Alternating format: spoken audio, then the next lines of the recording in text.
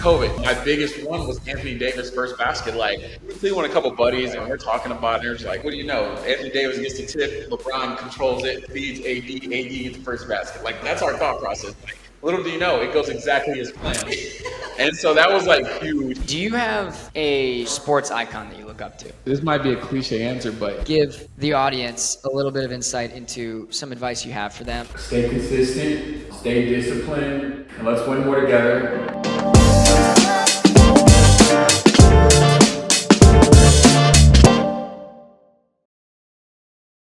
And we are back in the Bay Area on the DubClub CEO Corner. I'm here with Trell, the CEO of TrellJSports. Trell, what's going on?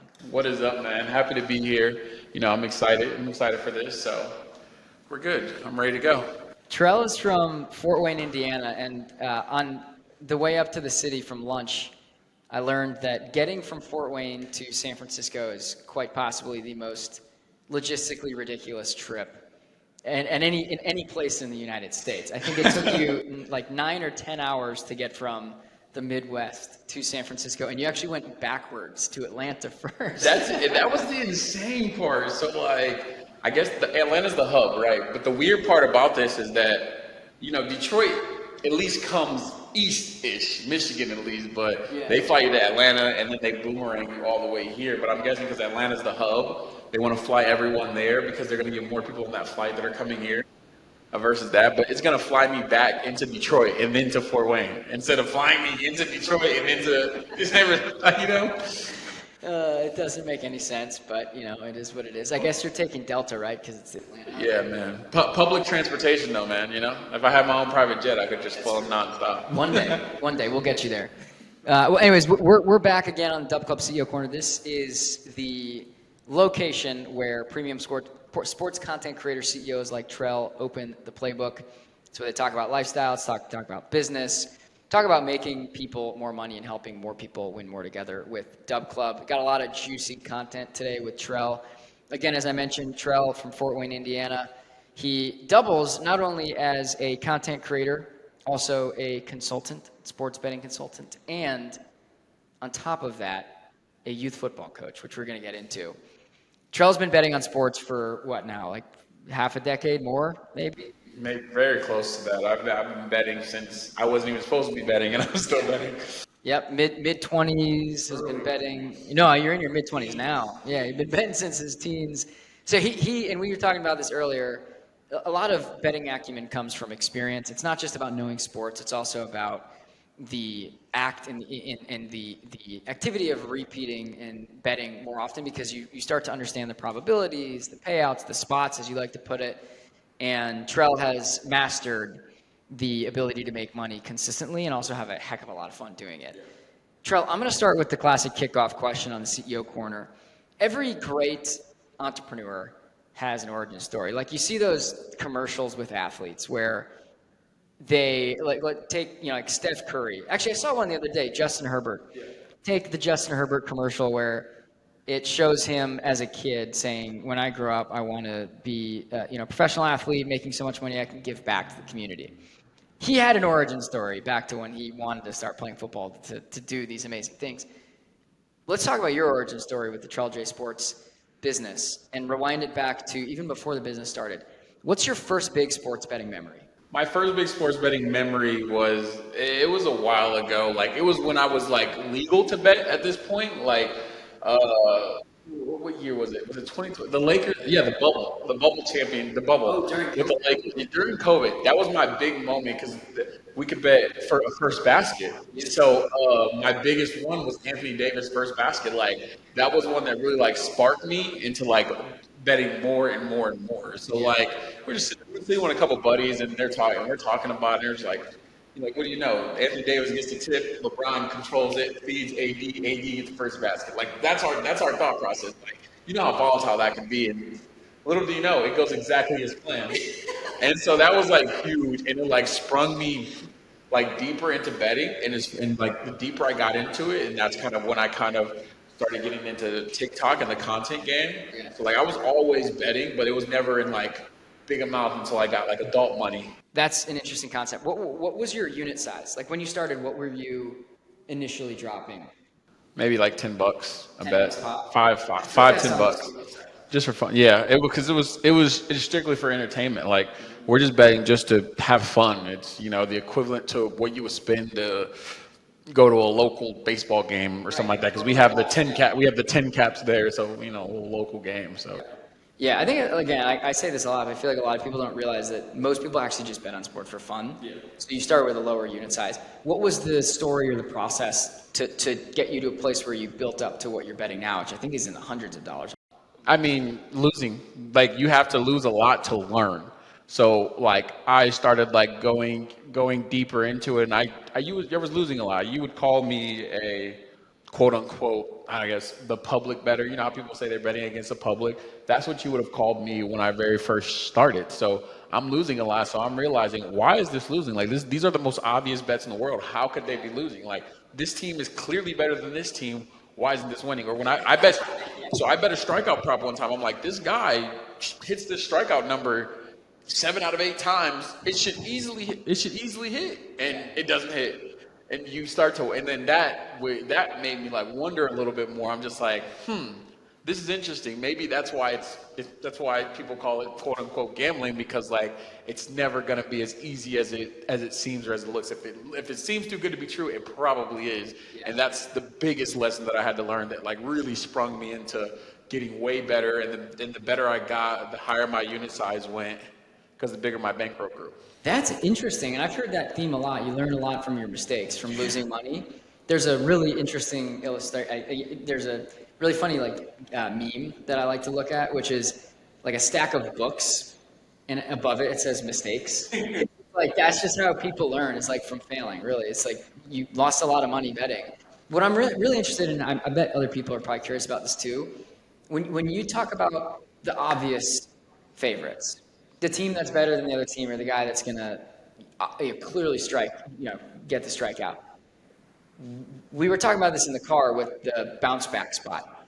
How do you figure those things out? Is that purely experience, or are those commonly known things in the betting world that a lot of people aren't exposed to, and so they don't get the benefit from? For the most part, it was experience. For like years on and years on, it was experience thing. But as betting has gotten like a lot more, I want to say like worldwide, or it's expanded a lot more, they've become less prevalent, because now when you think of bounce back spots, it's almost like the needle has been pushed so far. Now the public was like, oh, it's a bounce back spot. So now you might have to jump to the other side. But before, like when you've seen, a team lose a close one or to a bad team or something like that, and then they come and play a good team, but they're laying a certain amount of points, now you're thinking like, this is a prime bounce back spot. They'll play a lot better playing against this good team. Or why is that number being laid after they just lost a very bad game? You would think that, I'm saying, that the number's off. So that's the team that you want to take. But as time has gone on, it's kind of been getting a little bit washed out. You can still find good spots, but there's not as many as there used to be. Yeah. So you said a lot of stuff there that I want to make sure that we're unpacking for the common listener. Yeah. Laying points. What does laying points mean in the context of sports betting? It essentially means that you're basically betting the favorite. Like last night, for example, you would have been laying the 4 with the Niners. You would have been taking the 4 with the Jets. For terminology. So you're laying 4 because the Niners are -4, yeah. Jets are +4. You're either laying the 4 points because they have to win by more than that, or you're either taking the 4 points because now you call it's quote unquote a cushion, because the Jets can lose the game and you can still win a bet even if they lose, if the spread comes into play. Yeah. So like laying is like you're giving those 4 points out. Yeah. So Yeah, that terminology just conceptually makes a lot of sense. It's like I'm laying points to you. I'm giving the book 4 points, right? It's like you take it. Niners have to win by more than 4 now. I'm taking the points. The Jets have 4. Yeah, that's it. What's your favorite sports betting terminology to use?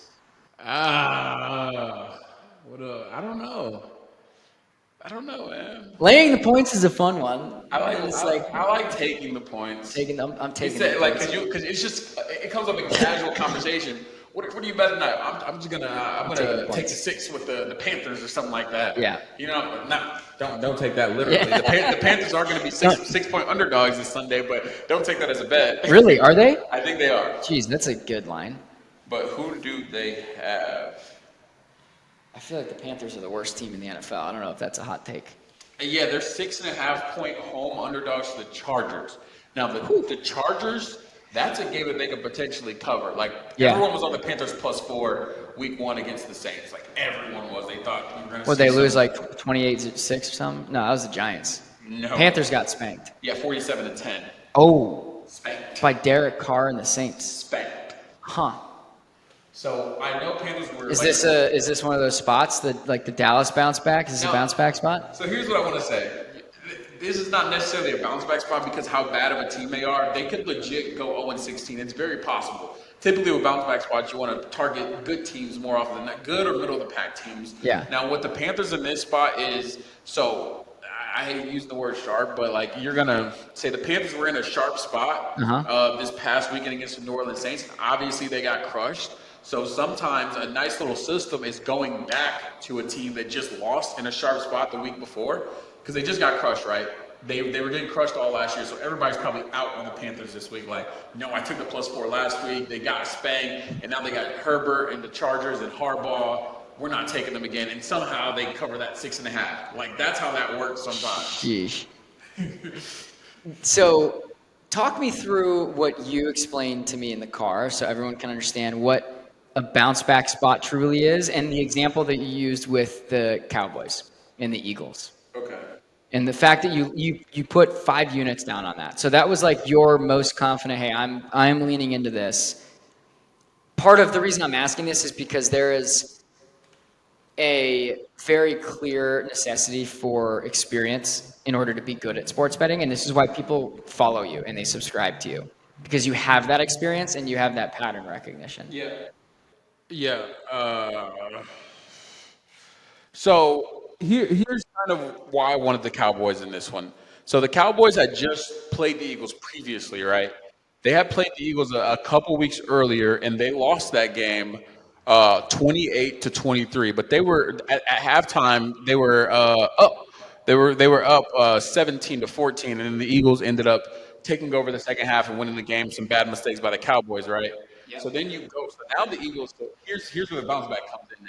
Now you're going to see them again, but now they have to come to you on your home turf after you just lost to them. This is a prime spot in the NFL, especially when you're talking about good teams. So they come to the Cowboys on their home turf, and now the Cowboys are -3. Keep in mind, the Eagles just beat them a couple weeks ago. That's already in everybody's mind. Like, why can't the Eagles keep this within 3? They just beat them, right?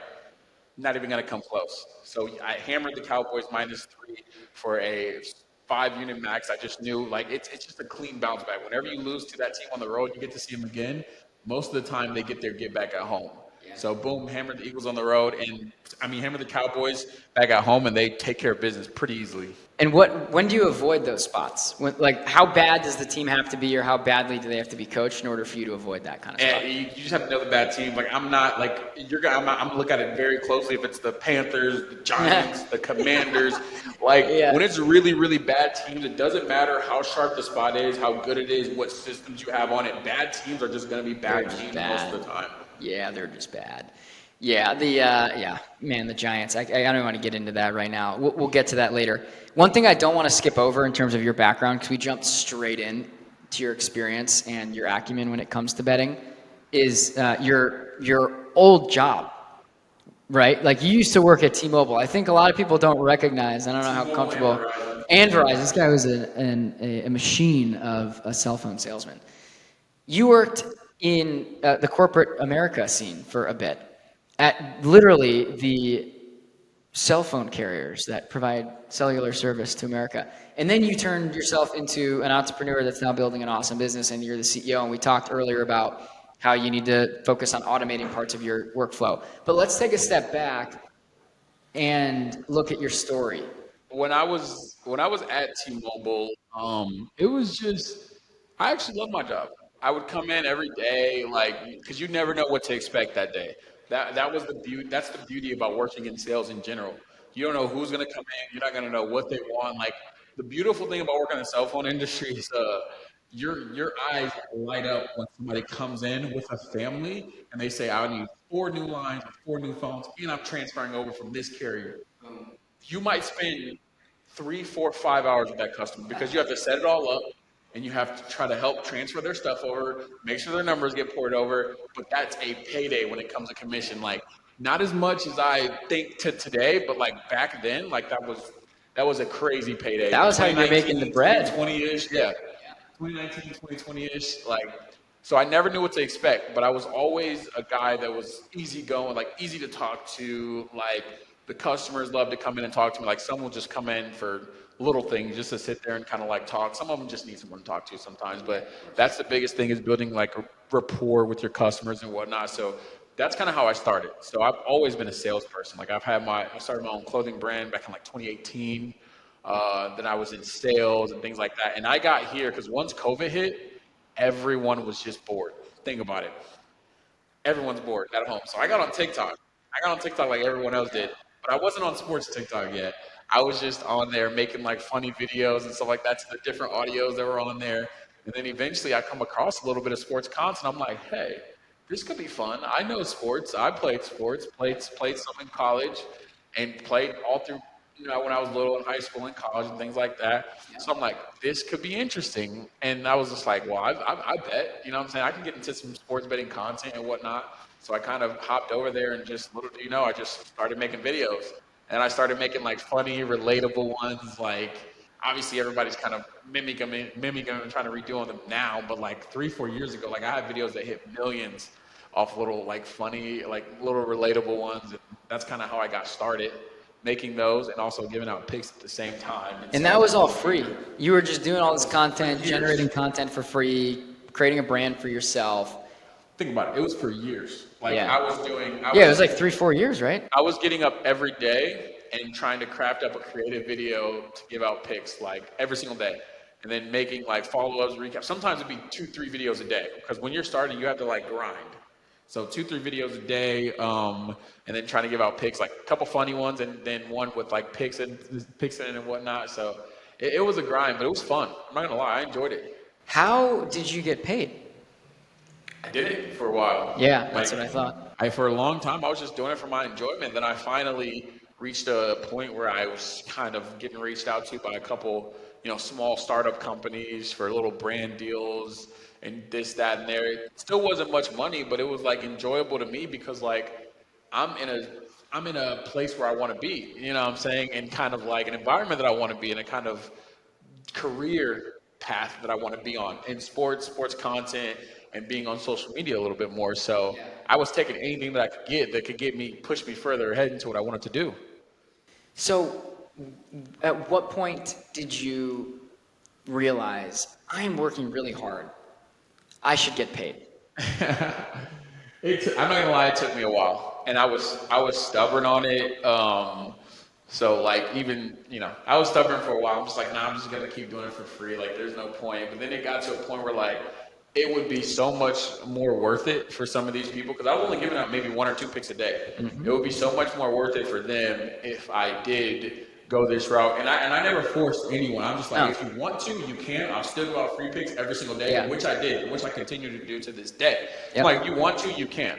Like, they're going to be my best picks. They're going to be more picks. So if you want to, sure, go for it. But if not, like, it's okay, Yeah, and I really like that because it allows the consumer to decide whether or not they want to buy and get your advice.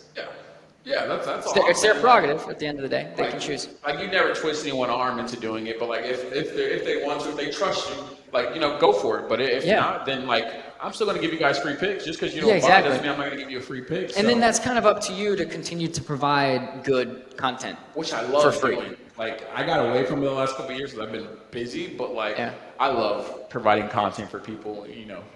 Kind of going that route. It's always been my thing.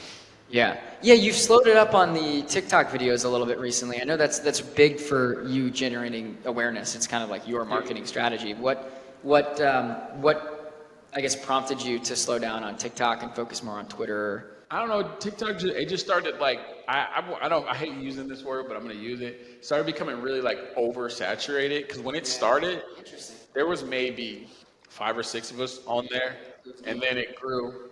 Here's 10. Here's 15 years, because it was people that were the 5 or 6 of us. It was people that were consuming our content that would eventually try and go on and make their own. Which to each their own. I get it. And we all started from like, and someone inspired all of us to start doing content or that type of content. So eventually, like that grew, and then people started consuming our content. Then they might have reached new people, started consuming theirs, and boom. Then you kind of like build it up, and then everyone starts mimicking each other when it comes to like content style and things like that. And it just became, I don't know. It just became a bit of a mess. But at that point, I was grinding on Twitter. I hadn't been on Twitter. I was a late handicapper to come on Twitter. I was a late one. Like I talk to guys on Twitter now that I've been around Twitter since like 2016, 15, 16. I'm just like, oh snap! I knew nothing about the sports betting space on Twitter until like I just came over there. When did I come over? 2022, maybe 2021, late 2021. To Twitter, yeah. Late 2021, I came over, but so You got on Twitter after we founded DubClub, so yeah, you were a little late. yeah, late 2021. We got there before you did. Yeah, and I had to hit the grind mode. Like I didn't have any followers. Like I had to get into grind mode the last few years on Twitter. And like if you have a sports betting account on Twitter, like the amount of work it takes to kind of keep up with it sometimes. Yeah. So backtracking to when you started monetizing, that was a little over a year ago at this point, or no, 2 years ago. Man, that time flies. That's right. It'll be 2 in November. It was November 2022. That is crazy to think about. Yeah, it was midway through the football season, 2022. You started monetizing for the first time. Talk to me about, first of all, I think the most important thing about you running the business as CEO, you're a salesman by trade, but CEOs, I know this for a fact because this is my job too. Yeah. You're responsible for selling the vision of what you offer and why somebody should use it, why someone should pay for it, why someone should consume it. If I'm someone off the street, like you're in San Francisco, let's say someone pulls you over, homeless or not, probably homeless given the population here, and they ask, hey, sir, what do you do for a living? And why would I buy the product that you sell me? Like, what would you tell them? What's the TrellJSports sales pitch? Simple. I'm going to tell them that I'm a sports betting consultant, and I would, over the long term, I wouldn't suggest that you would join me and expect to make 10 grand in a month. That's probably not practical. You probably don't even have a bankroll to be betting as much money to make 10 grand in a month. I would say over the long run, you make a good amount of extra cash that typically most of my clients come back and tell me that they make some extra cash to pay off some extra bills or take a vacation or down payment on the car. Like when I hear stuff like that, it's just a drive to make me go harder. So I would tell them that it's a way to make a little bit extra cash. I'm not going to tell you that you're going to get rich off of. I'm not going to tell you that you're going to get like rich off of it or anything like that. But I'm going to tell you that it's a way to just put some extra cash in your pocket. Like very similar to you're investing your money. You know what I'm saying? You're investing your money, and I'm hoping that I can get you a great return on it in the long run. Like, is it month to month? Is it sometimes could be off? Sure. But the point is, at the end of 365 days, I want to have you in the green. Yeah. I want to say that you've made money at the end of a year. Do you have a business icon that you look up to, or a sports icon that you look up to? Someone that you're like, man, I really like the way they work. Like, I like their vibes. Like for me I have business people, but in sports, Steph Curry. Like that guy puts in the work, and then you see him on the court, and he's just fun to watch. This might be a cliche answer, but if you ever walked into my townhome, my apartment, whatever people call it, you would immediately walk in and you would see like Kobe Bryant's shrine everywhere. Really? Kobe Bryant's always been my idol. I have a picture from when I was 11 or 12. It was #Future Friday. It's me shooting a shot, basketball, the same form as Kobe with my purple Kobe's on and everything like that. Nice. It's the same form, and then I have a picture of Kobe Bryant like plastered next to me. So like, he's always been my idol and like my go-to, like just his work ethic and his grind, like, the Mamba mentality. Yeah. You know who trained Kobe, and guess who also trained, let me rephrase this. Whoever trained Kobe, guess who they also trained? Who? Guess. Steph? No. One of the greats. MJ? Yeah. Doesn't that not shock you? It's like, this guy was MJ's trainer. Who trained LeBron, man? I don't know, That but beast. Dwayne Wade. I don't think LeBron needed training. That guy was born a god for Listen, basketball. this is what we talk about. We say LeBron hit the genetic lottery. Yes, he did. Genetic, like I'm a huge LeBron fan, but MJ, for instance, not necessarily like definitely good genetics, but the guy kind of sprouted late. Yeah. This trainer trained MJ, and then Kobe called him up because Kobe respected. Kobe wanted to be like MJ. Yeah. And they would call each other. There's a really cool podcast I'll send you. They'd call each other at night. Like Kobe would call up MJ like 2 a.m.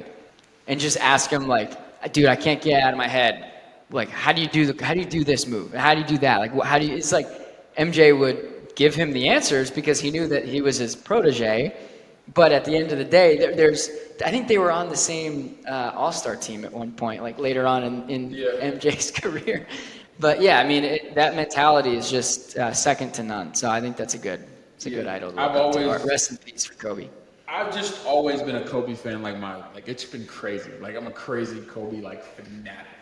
Ever since I was just like. What was he? You just think he was just that good? Like, what was it about him? I had always watched Kobe, and you always see like these clips, of him about some of his interviews and whatnot. Yeah. And like, bro, he just resonates with everything. Like, he hates lazy people. He doesn't like people that don't get up and work. And even some of the crazy ones, he was like, man, why would I pass you the freaking ball? And you came in the gym after me and left before me. I'm just like, yeah. It's hilarious because everybody used to call Kobe a ball hog. It's like, who's gonna pass the ball if he's doing all the work behind the scenes and he knows he's better than everyone else? He doesn't respect the other people, or at least a subset of the people on the team. The guy's going to take the matters into his own hands and win championship. And I mean, of course he's better than everyone else, but it's about trust. It's about trust. If your teammates aren't putting in the work, and you can see that because you guys use the same facilities, and you can see that, then like it's hard to trust them with the ball. Like if I play basketball a lot, right? Yeah. If I play a little bit pickup with you, right, and I don't see you doing anything, and I see you being lazy, when we play in this men's league. Why would I be giving you the ball when I see you playing pickup and you can't no reason. This, that, and the other. There's no reason for me to give you the ball when I have something on the line. When I'm trying to like win a championship or something like that, or maybe prize money. Like there's no reason for me to give you the ball. That exact mentality is how business operates. Yeah. Same thing. It's but in the difference between in business and a team, you can shuffle team players in and out, and that's what coaches do too. Like players can't really shuffle players in and out, but like managers and coaches can. Yeah. Talk to me about TrellJSports, your business. We talked a little about this earlier when you and I were eating lunch. You do a lot. You almost do everything. It's basically like you're a one-man Laker team right now. Man. What is the plan to add people, and have you had help in the past?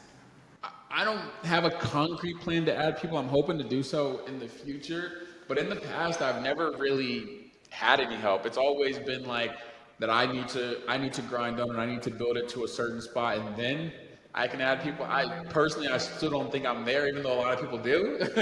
But personally, it's just I'm hard on myself, so I still don't think that I'm there like where I need to be in order to do that. But it might be time. Yeah, you do the research.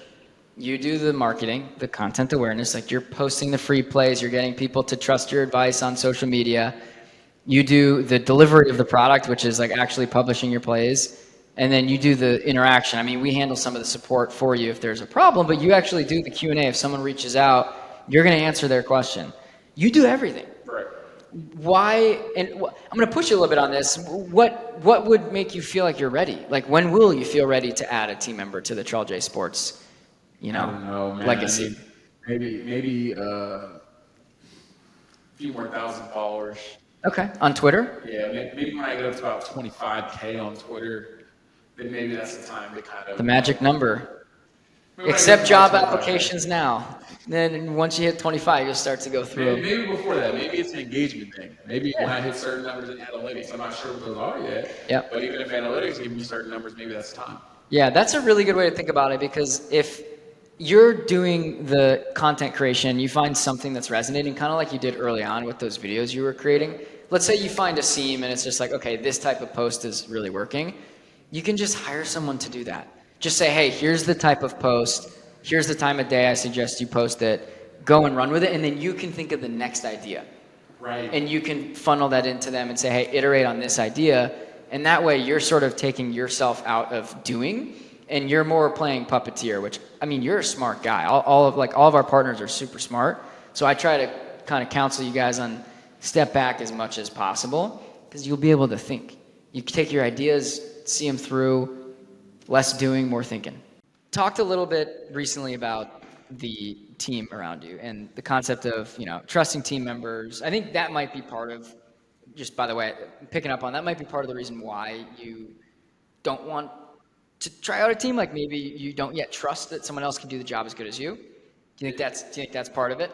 Yeah, my personal DubClub, I don't see anyone that's gonna care about it as much, and care about my social media as much as I do, or care about the engagement as much as I do. Yeah. They're just gonna, they're gonna write what they write, and they're gonna tweet it out. Maybe. What if you gave them 1% of the business? Then they'll care. Skin in the game, they'll care. Incentive drives behavior. It's a great idea. You gave me 1%. I would be way more interested in trying to grow your, annual earnings from 6 figures to mid 6 figures to 7 figures, right? Because 1% of 100,000 is much less than 1% of bingo 200,000. So if you're afraid of the incentive, people not caring, I can tell you because everyone at DubClub is an owner, and that's because I want everyone to benefit in the upside. This is going to be a really awesome, exciting company, and it's important that everyone, like your team members in the future, own part of the value they're creating. Yeah. I think that's just an easy way for you to not have to worry about having to motivate someone. It's like, hey man, you own 1%, like go do it. It's also yours, just as much as mine. Like your work dictates how much money you're gonna make. Yep. You know what's on the back of that shirt, right? Win more together. You win more together. Yeah. So he creates value, or she, and you create value, and you guys both make more money together, which is exciting. That's an amazing idea. Yeah. I got a lot of ideas. I have an idea. Yeah. Count me out. I've got a couple hours here and there every once in a while. I'll do some work for you if you want to give me 1%. See, look at that. I'm already incentivized. I got you 1%, man. I got you 0.5%, man. So talk to me. We're already negotiating. Talk to me about some of the challenges, Trell, of building the TrellJSports brand over the last 2 years. The business part, and then obviously before that was just a grind with the content production. But what's it been like? What have you struggled with? What's kind of like a frustrating part of the business? I guess the most frustrating part of the business is when you are losing, because it is inevitable that you will go on cold streaks, and it will test you. Oh yeah. It will test your mental game, because if you have paying clients and you care about them, which I care about every last person that pays me a single dollar, whether you pay me $1 a month or $50 a month, every single person I care about equally. Because I don't know who's paying what at the end of the day. So when you're losing, it will bring you down. It will affect your normal life. Because this is your full-on business. Just like you running a business. If your business starts going downhill, then it's gonna affect your life. Yep. So that is the roughest part of the business, because it's gonna test your mental fortitude. See if you're strong enough to hold up through those, losing spells. Clients are gonna get upset. They're gonna DM you, and you're already beating yourself up. So that's now kicking you while you're down, but you understand where they're coming from because they're paying you to do the work. And you're not doing a great job right now, but it's inevitable. No matter what, everyone's gonna hit a cold spell. Yep. Whether that be a few weeks, a couple months, it's gonna hit. But you're also gonna have one where you're really, really, really hot. Yeah. You can't, everything you touch scorching. cold. Yeah. So the roughest part is when you're really cold, but then when you're really hot, the best part about this business is that when you're hot and you get the testimonials from people that said what they've done, with the money that they've made from from the plays that you've given them, from being a client of yours for so long. That is the absolute best part of the business, is making other people money. Yeah. The worst part is losing, the best part is making them the money. It's not even about me, it's about others. So yeah, I think that says a lot about your character too, how much you care about when people are not winning with you, or not winning more with you.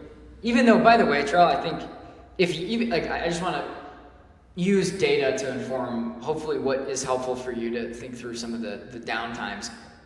Even when you're ice cold, you still have a lot of people that are resubscribing. A lot of people renew on your subscription.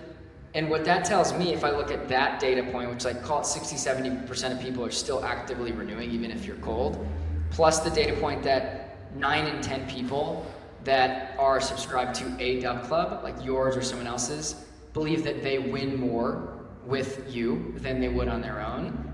At the end of the day, even if you're really cold, those people probably would have been losing anyways. So you're just giving them a higher likelihood to win, and at the end of the day, it still may not win, but it's still a higher probability than they would have had. Right.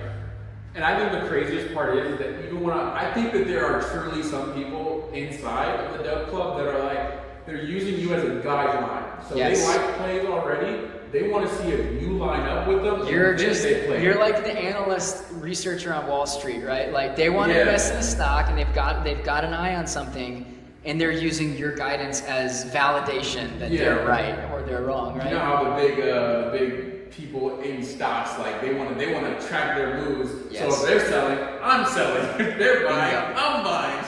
Exactly. That is exactly right. And I've actually had people say that to me when I've interviewed subscribers and end users. They're like, yeah, I mean, a lot of the reason I subscribe to these guys is because I use them as a sounding board. I use Trell's advice as a sounding board. Like, am I on the right stuff? Because you built up trust long enough, even if it's from free plays, they know the certain way you bet. They know even when you bet a great play, a super sharp play, and you might get unlucky or you might hit a bad beat. You know what I'm saying? You might lose a few of those, but they know that the process behind it is a very good process, and that most of the time, more times than not, that's a winning bet. Yeah. So, just a few losers that you see, of course you're beating yourself down, but you don't know that people see that more times than not, it's a winner. Like today just didn't work out. Yep. We talked a little about the downs. Those are brutal. Like, I get that. It's really not fun when you just feel like, oh man, I can't hit the broadside of the barn, but I'm doing all the right work. Like I'm doing the right research. Everything up funnel is working, but the actual plays are not cashing. How do you pull yourself out of it? What do you do to cheer yourself up, or what do you do for fun? I won't lie to you, like there's not a lot that I do. There's not a lot that I do for fun when that's happening. Like when I'm cold, I'm trying to figure out what's going on. But the reality is, you're trying to like tinker like a mechanic. You're trying to fix it. It's a broken car. Like I gotta fix the engine. But the reality is, there's nothing really inherently wrong. Yeah. You're still following the same system and the same steps that you always do. Yeah. It's just that inevitable cold streak that's gonna hit. And sometimes I try to tweak things just a little bit. But let's say tweak a little bit. Let's say so today, right? Even today, as we're talking right now, the Blue Jays are playing the Mets, right? So I'm on the Blue Jays money line at plus 110. Okay. But it's a sharp bet. But you know how hot the Mets have been. The Mets are minus 135 on the money line. So typically, I would take Blue Jays 10 times out of 10. Yep. Now let's say the Blue Jays were losing. You know what I'm saying? Let's say they were losing today. I'm just like, but it's a great bet. You know what I'm saying? Like they're going to be a short home dog. The Mets have been gashing them. And Chris Bassett hasn't been the greatest pitcher, so I think that it's the Blue Jays game to kind of take, And it's a plus money MLB dog gets a trendy favorite and a hot team in the Mets. Yep. So now that's working out for me as of now. It's into the fifth inning. What's the score? I see you keep checking your watch. It's Blue Jays 5-1 right now. So hopefully, I won't see it. So hopefully they finish the game off. But that's just a process that you go through. You find pitchers that. Like I said, we go back to that bounce back spot. When pitchers have a very, very rough outing, they'll bounce back more times than not, but you still want to be a good spot. Now, in this instance, you want to bet against good teams. That's what you do. You bet against good teams on short lines because the Mets minus 135 after they've been beating the Blue Jays, it just sounds amazing. I can bet the Mets without laying minus 1.5 or taking the minus 1 that you can get on DraftKings. Sure, I'll take that against the sorry Blue Jays and the sorry Chris Bassett who gives up a ton of homers every game. Sorry, Chris Bassett. Yeah, but then I'm on the other end of that. I'm like, what if the Blue Jays, they were plus 120 and the line's dropping, Chris Bassett has been bad. What if this is his bounce back game? What if the Blue Jays bats get going today? So that's kind of what I'm banking on in baseball versus everyone else talking about it's the Braves, bet them, it's the Mets, bet them, it's the Dodgers, bet them, You're going a couple layers deeper. It doesn't take any brain cells to go and say, the Dodgers minus 1.5 every game. Of course they have the most overpowered lineup that you could think of. But it's baseball. Any sport that has any sport where a 70% fail rate is like among the greatest, it's always going to be a hard sport to really handicap long term. That's why it's only a few months that you cap it in, but like a 70% fill rate is crazy because anybody that's batting 300 is considered amazing. Yeah. It's crazy. Yeah. Well, I mean, you go deep. That was pretty awesome. Like you went very deep. You've mentioned a couple times. I don't want to gloss over this because I think one of the coolest things about running a business is having people pay you and having people that you can serve and make their lives better. I mean, how often do you shop on Amazon? Just out of curiosity. Every once in a while, I've done I'd say. Is it convenient for you? Very convenient. Yeah. Well, it's because Jeff Bezos, the CEO of Amazon, founder, was like, I want to be the most customer-obsessed company in the world. I just want to make it super easy for them. I want to serve our customers till the cows come home. You have that same mentality. I don't know if you realize it or not, but like the way you talk, you're very obsessed with the end user, making sure that they're getting the right experience. And if you can tell, like we're kind of the same. Like you're a customer of ours. Yeah.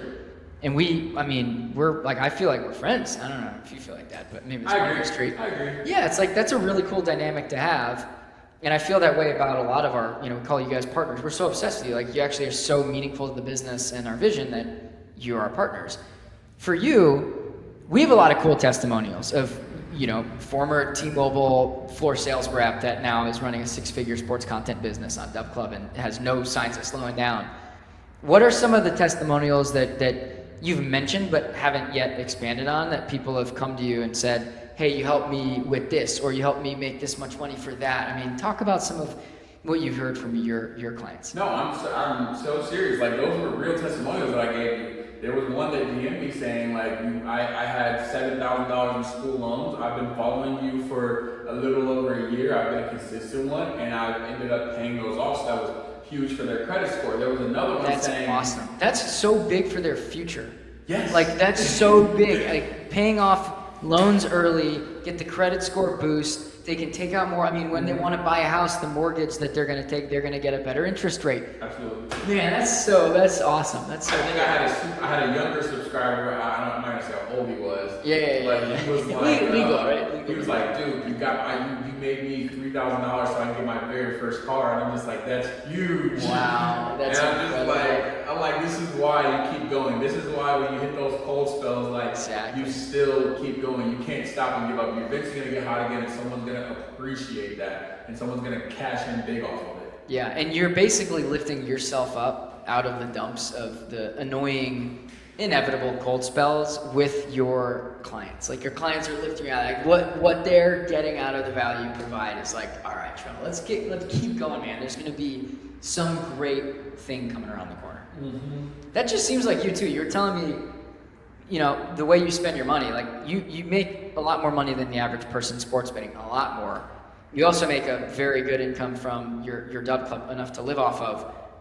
Talk to me about what you spend the money on. Like, where does most of this money go?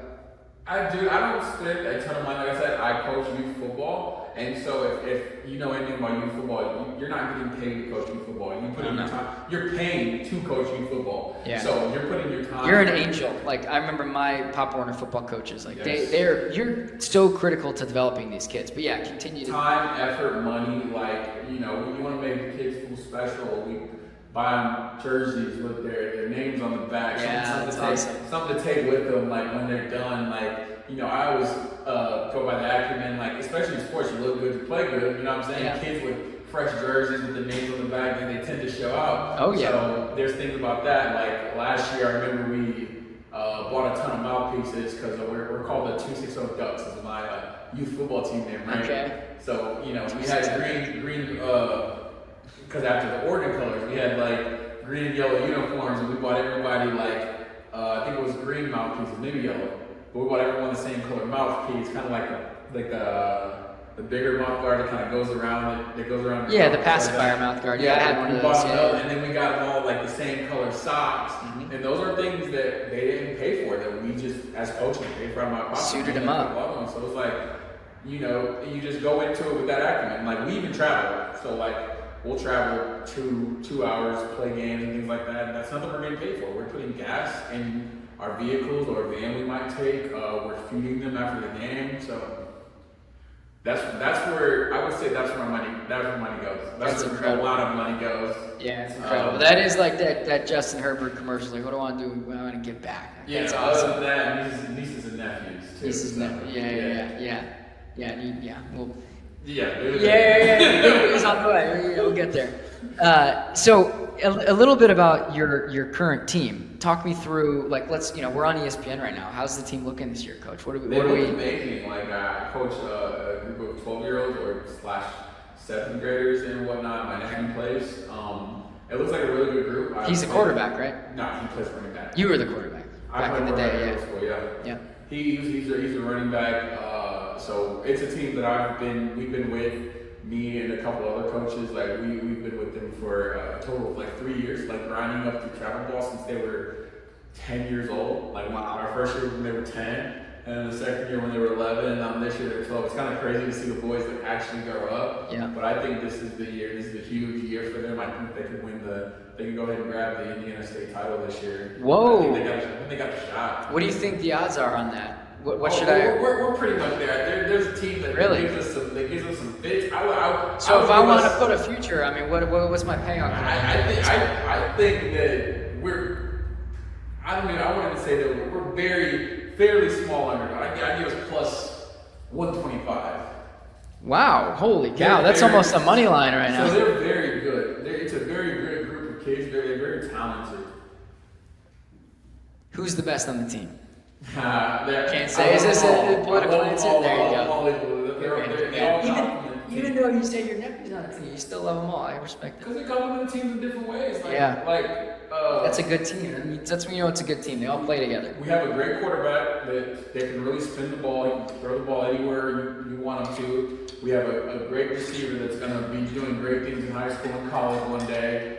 We have great defensive players that really have a nose for the ball, including my nephew and another kid. Like, they really have a nose for the ball. We have a great safety. He also plays that receiver spot. We have a host of running backs, and we have even a couple that don't even start that are really good backs. But it's a loaded team, so not everyone. Sounds like the Dolphins' offense. Jeez. It's a really good team. I'll have to show you some clips. Yeah, I want to pull. You guys film on Huddle? You got Huddle clips? No, I got some on my phone. Okay. That's cool. I like it. Yeah. Good. Well, let's keep moving on because I realize we're pretty deep into this pod, which is awesome, but we haven't even gotten close to the rapid fire 2-minute drill at the end, which I think you're gonna have a blast with. Some gets old. Yeah, exactly. Right, hit up the Giants. Gotta get going soon, actually. I got one more question in the money making and money spending category. If you made $1 million on a bet, you don't do this often, but let's say you put out a lotto into the world. How would you spend that $1 million? I think it's a simple one. I'd go the very first purchase, get my mom a house. I'd go build a facility. Like, if I made $1 million, that house would come out, and then almost most of the rest of the money, pay off any debt that I have, which is really close to none. Yeah, minimal. I'd go build a facility, an indoor youth. Like an indoor a YMCA kind of thing? Not a YMCA, but a training facility. It's a pool room and has big turf. Yeah, with the sleds and stuff. Two sides. So it has a turf side where you can train, all football players, and you can do soccer and whatnot in there. Baseball can train in there too. And then it has a second little part where you can do the basketball stuff at. So that's kind of what I would do with it. That's kind of what I want to do in my city, is have my own little facility like that. I think that would be big. Other than that, I have no real big purchases that I want. Well, so you'd basically reinvest that money into the Fort Wayne area. Is that right? Pretty much. Yeah, and then you'd probably hire someone to run that facility for you. Yeah. Run it as a development camp, probably subsidize some of it so people don't have to pay a ton. Right. Yeah, that's awesome. That is really cool. I actually had one of those growing up, Sparta Science. It's in Menlo Park. It's pretty cool. I can show you the layout. I think it's where I increased my vertical inch my vertical drop by 3 inches. Still not impressive, but that's an awesome way to spend the money. That, again, just another testament to you're just a good person. It's just what comes to mind. It's I've always done for others. It's always been my thing. There's not a lot that I do for myself. That's why you're so hesitant to charge money at the beginning. I'm like, Trell, you're doing a lot of work for other people. you should take a little bit of reward for yourself. Love yourself a little bit. Give yourself a little bit. I agree, especially with video content, because you're recording and you're editing. Grind. You're editing and you're going through that motion and things. Because I'm doing that plus posting on Instagram plus trying to grind on Twitter. This is when I started Twitter, so I'm grinding with video content, trying to grind on Twitter and all that at once. Yeah. Like most people just have Twitter, or most people just have TikTok. When you're trying to do all of them at once by yourself simultaneously, it's a grind. It's a grind. I don't think a lot of people realize that, how much effort and energy you guys put in as business people and as entrepreneurs to create something out of nothing. You literally created your Twitter presence, 22,000 followers now, right? Out of nothing. Yeah, out there. Yep. Out of pretty much zero. Incredible. All right, we're going to get into the one of my favorite sections about the podcast, and it's quick, but it's about DubClub. It's about the partnership with DubClub, and it's in the mindset of that Nick Saban quote, if you've heard of it. But basically, like, average players want to be left alone. Good players are interested in kind of getting told what to do. Great players actively seek coaching. You can think of us as like I'm not saying, oh, we're a great player. Like, this is a pretty good business. We got a pretty good company. We got great people all across DubClub. We want to be told what we can do better, but I like to start with, what are we doing well? So tell me about what are some of the best parts of your DubClub experience so far. Some of the best part of my DubClub experience is having like almost an account manager or someone that can help you know what goals you can set, can help you set your goals and help you reach those goals. Like they're not just setting them for you, they're trying to give you a step-by-step on how to reach them, and actively doing that with you, like trying to say, like, we're gonna start here, we're gonna get this out, and then we're gonna try to build off of that. I think that's the absolute best part, because this can kind of get overwhelming when you try to organize things yourself. It's like a little lonely and stressful. So having that is big for me. Like, it's huge. Like, it's transformed my business like tenfold. Yeah. And do you think if there was I'm just kind of spitballing here, if you have your success manager, your partner success manager, but also like within your account, there were things that sort of popped up and told you what you needed to do or buttons you need to click in order to chase the next milestone after you set that goal. Let's say you want to get to 1,000 subscribers by the end of September. What if there was a little checklist for you to follow? Would that be helpful, or do you really want that personal experience? I mean, we obviously have both, but I'm kind of curious, like, what really does it for you? Is it the checklist, or is it? It would definitely help, but having someone talk to you and really get on your ass per se. You like being coached? Yeah, exactly. So like even everyone, you know what I'm saying? Like, I coach, so it's like being coachable is the biggest thing in life. You're always learning in life. Like, it doesn't matter how old you are, you can always learn something from somebody or from somewhere. Amen. That's Jeff Bezos, CEO of Amazon, has a big quote: "The world is a library." You're so spot on. Yeah. So like, I like being coached, because it's like, you know, there's someone that knows more than you, that's been doing it longer than you. Why not absorb that information?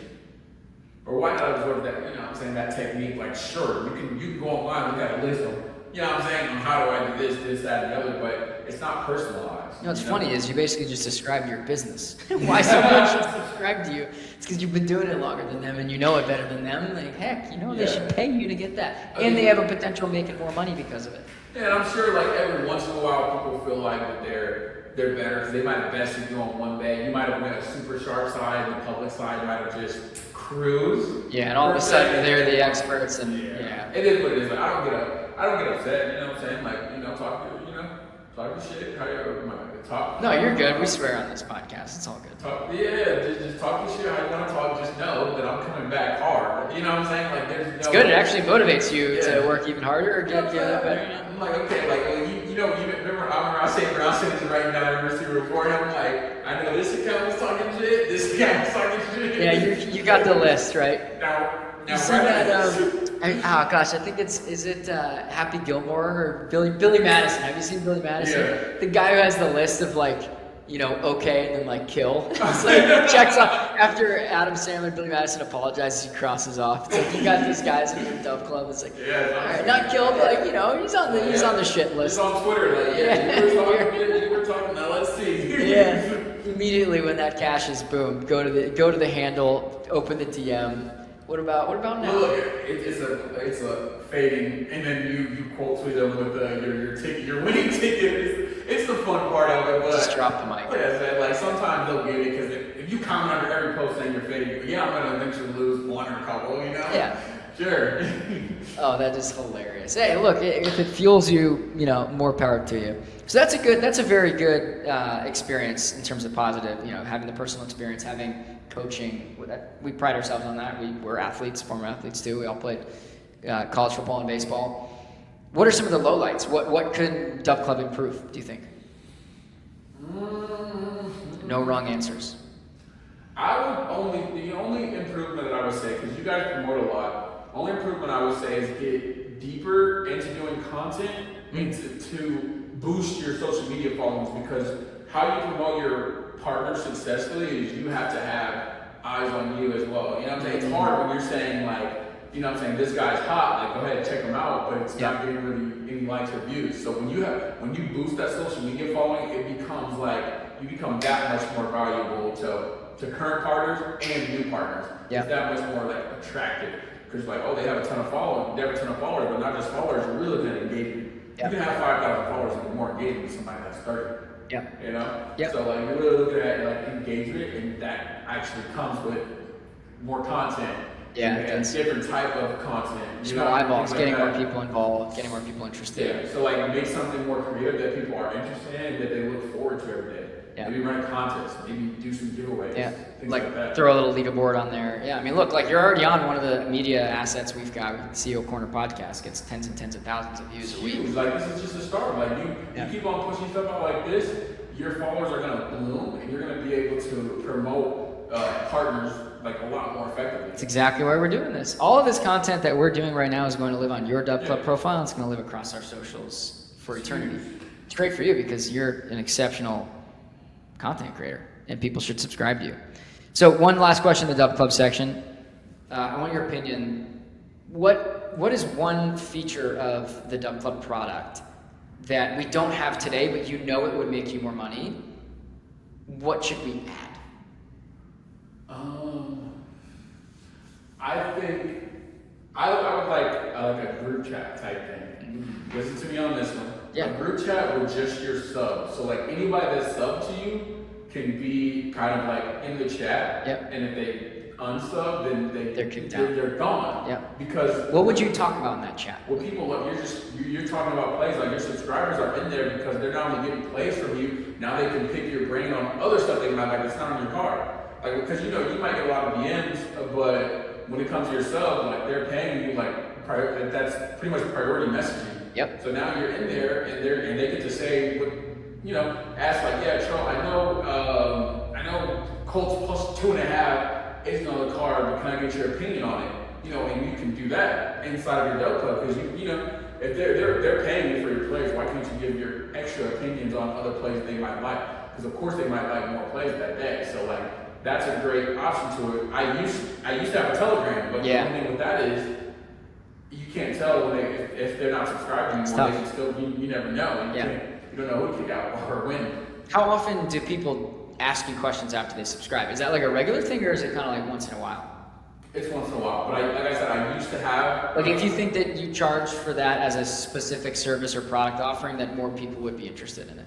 I think that more people would be interested in subscribing in general. Yeah. Because I like I said, when I had the Telegram, there was like 3 or 4 people that were just like, I'm really only subscribed, so I can be in here and I can talk to you guys and ask you guys questions and pick your brains. Because on Twitter, I have a small account and like I don't really get many responses because they go to like the message request inbox. Yep. You might have a lot of them, so like I try to get to as many things as possible, but like you don't always make it there. Yep. So like they'll subscribe just to be able to get your plays and be able to ask you extra questions and be able to collaborate in like a tight knit group. Because even if you make a Discord, you're going to get hundreds, maybe thousands of people in there, and then you might still skip over them. That's right. It's just Discord wasn't really meant for that. It was meant for Discord, like chatter back and forth amongst many people, not like me asking the expert Trell what he thinks. Like that's actually like a more contained interaction. Yes. Discord is like, whoa, man, I feel like I just, induced myself with retention problems, Yes, you know? make like a more targeted messaging inside the app where your subscribers can literally direct message you, or if you wanted to, you could start a group chat with just your subs that they unsubscribe and they're out the big chat. So you have a big chat where all your subs can kind of talk, Yep. and then you have one that they can just direct message you. And so like it's coming from one of your subscribers and you can message them there. I think that's a good idea that I've never mentioned before. Yeah, look at that. That's a great idea. I fully agree, because that's also, as you think about like your business, that's sort of like the support engagement part of it, which is really important to retention. It's important to keeping people around, keeping them interested. Obviously, you had a couple people that subscribed just for that. All right, so I'm going to move into one of the best parts of the show. Obviously, we talked a lot about football. I'm really curious on this one. In the spirit of football, as we get into the NFL season, I need your take on the upcoming Olympics. I don't know if you knew this, but flag football is going to be in the Olympics in 2028. Did you know that was a thing? Yes, I've been seeing it everywhere on social media. Who is your starting 5 for that flag football team? The U.S. Olympic men's flag football team 2028. Who's on it? I think it's hilarious to for the people that keep saying Patrick Mahomes. I actually think Patrick Mahomes is awful flag football QB. Like just because he's not as mobile, you know who would be dangerous? Lamar Action Jackson. Lamar in flag football would be an absolute menace. Yeah. Like I'm starting Lamar. Kyler Murray though. Kyler Murray would be amazing too. You've got a point, but Lamar, just the way he moves, like and he can. I think he throws a little bit better than Kyler. So that one's tough. That one I would say bring them both. Josh Allen, he's too big. He's too easy to get his flag. Patrick Mahomes is too slow. Great arm. Who was the top QB in the league? I mean, from the standpoint of like Herbert could be interesting, but Herbert would be awful. He's not fast, and he's too big. He's fast straight line. He's not maneuvering side to side. No. I mean, the first one that came to my mind is Kyler. I just think Kyler plays football tackle like he has flags around his waist. Like he's that slippery. He's just quick, bro. He's a little guy. He's so hard to tackle. And it's so annoying for the defense. So, all right, we got either Lamar or Kyler. I'll put Lamar at quarterback for you. Who else we got?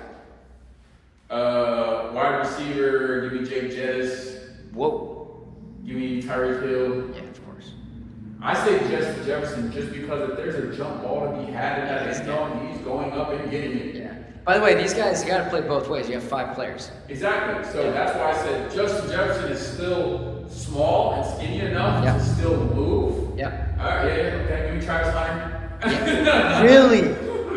Wow, on the U.S. men's Olympic. I guess in 4 years, maybe. Yeah, I can see it. Think about it. Why can't he be on? Why couldn't he make the Olympic team out of college? Yeah. Especially flag football, super athletic guy, can play both ways. Both ways is what sparked that. Sure. Tyreek Hill, Jake Jettis, Travis Hunter, am I missing? And Lamar. I'm missing one. Well, and Justin Jefferson. So Lamar, Tyreek, Jake Jettis. I'm missing one. No. You got Travis Hunter and Justin Jefferson. That's 5. You already said Justin Jefferson twice. Justin Jefferson, Tyreek Hill, Lamar Jackson, Travis Hunter. And Jettis. I said that. Justin Jefferson, Jake Jettis. Oh, okay, got it. Lamar Jackson, Travis Hunter. Yeah, I was saying that twice. Yeah, you're missing one. Travis Hunter, Tyreek Hill. So who would be the last one? Who's this slippery slide receiver that can go up and get jump balls and will also be able to move well at corner? When you think about the top receivers in the league, who could do it? I'm wondering if it might have to be Khalil Shakir. I don't know, man. Get a Bills player on the team? I don't know, man. You're not convinced? He's pretty athletic. I'm not sold. You ever thought of a Tank Dell? I don't know. I haven't seen him This one is kind of tough. But who would? Because if they have to. Oh, you know what? Who's the most athletic tight end in the NFL? Who would you want to get a tight end? You want somebody who's able to match up. If they've got a big guy on the other side, that guy's just going to body whoever. Like, let's say for whatever reason, the Germans come over here to LA, and they've got a 6'6", 260-pound dude that can move like Travis Kelce. It's flag though, bro. It's about who can go and get that ball. Like your size. You can still get bodied in flag football. That's true. But okay. You need someone to be able to defend that. Tyreek Hill's not going to be able to defend a guy who's 6'6", 260, 270. Can we bring Randy Moss back? Oh yeah, we can get some Antonio. Let's get Antonio Brown out of retirement. Let's get AB out of retirement. You know you're gonna bring out retirement for that man.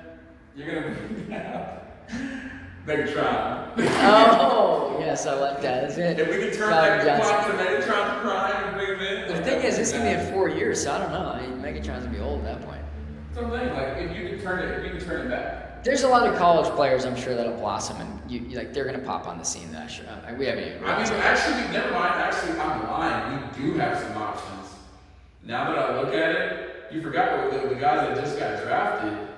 You forgot the guys that just got drafted. Yeah, who we got? Keon Coleman, the big receiver, Malik Neighbors, Johnny Wilson, 6'6", 230 from Florida State. Remember him? What about Odell Beckham? I feel like he'd be pretty good. He's quick. He's not too old. I won't lie to you. I'd go Johnny Wilson. Johnny Wilson, all right. Huge guy. I don't hate Thomas. But Keon Coleman would be like, he'd be one of my top ones. That works. All right, so let's hit the 2-minute drill. We got Tom Brady's favorite drill. Let's go. 2 minutes left. Tom Brady's going down the field. He's going to win. I don't think there's anyone who's better than historically. No, historically, 2 minutes left. Yeah, you're right. 2 minutes left. You got your team has the ball. You guys, minute 37 on the clock. You're on the 25-yard line. Who do you want at quarterback? Patrick Mahomes. Down by 4. Patrick Mahomes. All right, I still think Tom Brady. You know what I want? I want Iguodala. No, I'm just playing. He is clutch, man. It's a Bay Area guy. Listen, I want Patrick Mahomes. I get what you're saying about Tom Brady. Give me Mahomes. All right. You know what Mahomes. They both just have that mentality. They're gonna win. They're gonna find a way. But you know what? When you think about Mahomes, if it's fourth quarter, it's a tie game, and you go down and you take a field goal, you lost. Yeah. He's gonna go down and score a touchdown. Yeah. You lost once you take that field goal. Yeah.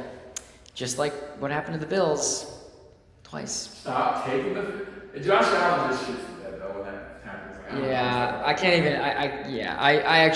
I have such respect for Josh Allen. I can't even talk bad about him. He just shits bad. That's crazy, isn't it? I'm just gonna hold my comment. And I like Josh Allen. No, I like the touchdown he just scored. He just hit the Jordan balls over. Yeah. He's just, it's mental. I think he's got to figure that out. He will. I got confidence in him. All right, we're going to go through 2-minute drill, 30 seconds each. Let's get it. Kiss, marry, kill section, superlatives, choose one, and then would you rather. Let's start with Kiss, marry, kill, rapper edition, Kendrick, Jay-Z, Eminem. Kiss, marry, kill. This no dating, bro. None of this. No dating. Yay! Kiss, marry, kill, Kendrick, Jay-Z, and Eminem. Yeah. I guess kiss Kendrick, marry Jay-Z, kill Eminem. Really? Interesting. Okay. All right. Okay. Yeah. Make sure you say that again. All right, pop music. Katy Perry, Taylor Swift, Ariana Grande. Kiss Katy Perry, marry Taylor Swift, kill Ariana Grande. Interesting. All right, NFL quarterbacks. This one's going to be obvious. Mahomes, Brady, Caleb Williams. Kiss Brady, marry Mahomes, and who's the last one? Caleb Williams. Doesn't even matter. Caleb Williams. It didn't really matter who the last one was. Nope. All right, so superlative section. You cash a massive ticket. What song plays in the background? Racks on racks on racks. Who's your team? Like NFL team. Pick favorite team. Or any team that you're just a diehard fan for. I'm not even gonna say diehard, but I live in Indiana. Like the Colts is just bred in us. So I've always been a crazy Peyton Manning fan. I'm down the hill saying that Peyton Manning's better than Brady. He might not have the accolades, but give me Peyton Manning, Reggie Wayne, Marvin Harrison, and That's Dallas Clark. nasty. And Dallas Clark. Who was the running back on that? Edgerrin James. Oh, that was such a good team. I remember playing that team in NFL Fever 2004. Ooh. Give me that. Good team. All right. What's the craziest thing you'd do to watch that team play in the Super Bowl? And have them win? Shoot, man. I don't know. Do I have any options here? Yeah, I mean, you run around the block naked. You can jump off a 50-foot bridge into a lake. I don't know. It's something crazy. I'd run around, run down the street naked. Run around. Really? All right. So you care about you want to see that Colts team that badly? That team was goated. Yes, I'm a big fan of Marvin. I was a big fan of Marvin Harrison and Reggie Wayne. I always love Reggie Wayne's too. Yeah. They're very simple. I love that. It's amazing. Yeah, Harris 88, 87. That was so much fun. What a time! And Dallas Clark was amazing too. He was. That was such a good and unfair team. They just didn't have a great defense, but it was still a really good team. Anyways, good answer. I like that. Choose one: Jordan or LeBron. LeBron. Easy. New York style or Chicago style pizza. Chicago. Spotify or Apple Music. Apple Music. That was fast. Morning person or night person. Night. Night owl. Crunchy or smooth peanut butter. Smooth. You had to think about that one. Because it's like I kind of like a mixture of both. But I'd rather go. Isn't the mixture of both just crunchy? Not really. If you're gonna have crunch in it, it's crunchy. It's just slightly crunchy though. Like it's very slight. So a light crunchy is like a very, very light crunchy, but like not super smooth. Like sometimes that little crunch can get you through your day. I need to add a third option: crunchy, smooth, or hybrid. Yeah. Okay. When you pay a friend, do you pay via Cash App or Venmo? Cash App. Really? Okay. Interesting. Cash App or Apple Pay. Do you have Venmo? I do. You just don't use it? Yeah, it's something with the people that I hang around. It's always been a Cash App thing. Like I think it's a cultural thing. Like, yeah. More. I guess I'm. No, you can say it. I mean, I don't know. I'm just saying, more black people use Cash App, more white people use Venmo. Let's just go there. That's just how it is. I'm not lying. Yeah, probably not wrong. I don't know the statistics on that, but fair. It's wild, but it's a thing. Like when I'm paying a black person, like they have Cash App ready to go. They don't even think about Venmo. I wonder if it's just I don't know. I don't know how that came to be, but like Cash App is just the standard. Like when you're sending money, like if someone asks you to send money from that, can you Cash App? Can you Cash App? Any person in my family, something like that, Cash App. But as soon as I do business with a person of a different color, white person, like that's just Venmo me. I'm just like, okay. Man, that's interesting. I've actually never thought about that. That's fascinating. It's something that you don't think about, but it's something you notice when you get asked that question. Yeah. I'm glad I asked that question because now I learned something new today. It's weird because both of those, Venmo's owned by PayPal, Cash App's owned by Square, I believe. It's like they both do the same thing. And you never hear anybody say PayPal me. No, exactly. It's like, all right, that's good answer. Interesting. Who do you think's more likely to win the next Super Bowl? Now that we're a week in, both of these teams won the first week. The Bears or the Patriots? Patriots. Bears are just that bad. Caleb Williams is that bad. I saw so many memes about it's like going from Justin Fields to Caleb Williams. It was like, there's one meme of somebody pulling a sheep. Sheep are known to be pretty dumb. Pulling a sheep out of like a crevice that they fell into. Pull the sheep out, that's supposed to be like them getting rid of Justin Fields, and the sheep goes and bounces and then jumps back into the crevice. And there's like an image of Caleb Williams. Have you seen the one meme where they just point at each other and they're identical? Like, the Spider-Man meme. Brutal. Justin Fields, I mean, he actually played pretty good for his first week. Yeah, they didn't score a touchdown. I know. I had the Steelers kicker. I was like, man, that's my guy. Thank you, Justin. Boswell went off. Boswell and that's my fantasy team. Thanks him. Boswell and Michigan legend Jay Moody. Jay Moody, yeah. That actually lost me my fantasy game last night. I was up by 6 fantasy points. I had the Jets defense, and he had Moody, and I was like, this game's a lock. I'm good.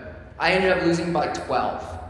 The Jets defense did poor. They did poor, and Moody had 14 fantasy points, dude. I think I got negative points with the Jets. Anyways, I'm still salty about that. I had a good week in fantasy. Anthony Richardson went 9 for 19, but he still cashed in 27 fantasy points. Yeah, Beast. He's a beast. He's efficient. Like, he only gets the points that matter. He went 9 for 19. Like, that's not even bad, bro. No, but like when he actually did something, it was like the points that got him. 50, 60 yarders. Yeah, exactly. He's like bang, bang, bang. All right, would you rather section, last one. Last couple of questions, but last section. Would you rather only be able to bet on the NBA or only be able to bet on the NFL? Oh, don't do that to me. Yeah, you're like, can't give up either. Only be able to bet on the NFL. It's just a little bit more predictable. It's also just too fun. It's too fun. Would you rather only be able to whisper or only be able to shout? Only be able to whisper. Really? Because I don't like. I say only be able to whisper because, like, I mean, everybody doesn't need to be in your business. You know what I'm saying? Yeah. I'd rather have to talk like this instead of people. Like, yeah, everyone can hear everything you're saying. If you're whispering, it's fine. People are like, okay, maybe he's saying something important, but you're like, what the fuck is this guy? What the fuck's wrong with this guy? If you're whispering, at least like people might think you have something interesting to say and they want to lean in to hear you a bit more. That's actually a tactic I learned, lame as it is, at business school. I went to business school after I graduated, 4 years after. One of the tactics was like when you're in a meeting, like talking quieter, because people will then lean in and be that much more interested in what you have to say. So if you can only be able to whisper, it might be a superpower actually. Would you rather be able to fly or breathe underwater? Fly. Who cares about being underwater, bro? If I could fly, You're anywhere. You're anywhere. Would you rather be a superhero or a wizard? It just depends. It depends on superhero powers I'm getting. You choose. You're the superhero. What power then? Give me invisibility. I wonder what you'll do with that. I don't know. I guess we'll see. Yeah. Have you seen The Incredibles with the invisible girl, Violet or whatever it was? Yeah, you'd be her. Would you rather travel 50 years into the past or 50 years into the future? So back to like 1980s or up to 2080. 50 years in the past. Past? If I could travel 50 years in the past with the knowledge I have now, you'd be rich. Rich beyond measure. Yeah. What's 50 years in the future going to be? What would be the first company you start if you would travel 50 years in the past? Or what would you do to build your wealth? Start Amazon. Yeah. I'm like, I have an idea for this company. We're going to sell books online. Yeah, we're going to start selling books online. I love that. That's good. All right, man, this was really fun. I have one more question for you. Trell, considering that 3 in 4 people bet on sports for fun, and 40 million Americans bet on sports every week, do me a favor and give the audience a little bit of insight into some advice you have for them and what you think will help them win more together with you. My advice, as basic as it is just like stay consistent, stay disciplined, and pretty much just stay driven. If you put your mind to it that you want to make this extra income, sports betting, you can absolutely do it. Like, I fell victim to this many times, and I know a lot of people will. Like, you can't chase. Chasing will just dig you an even deeper hole. Yeah. And I've done it. I've done it a few times myself. I've done a lot. Actually, when I was young, I've done it a lot. Yeah, that's how you learn from mistakes. It might happen once or twice. I'm human. I'm gonna make some mistakes, but for the most part, stay disciplined, stay consistent, and stay positive, man. Like the more positive vibes you bring, the better life is overall. Yep. Yeah, I love it. That's good. Good advice. I think the mentality, the positivity, it's what winning more together is all about. All right, man. This was super fun. And any parting words for listeners? You know what? Sound like you had something else there you want to say. No. You know what? I love y'all. Hit me up if you need a free trial or anything like that. Get y'all together. Just shoot me a DM.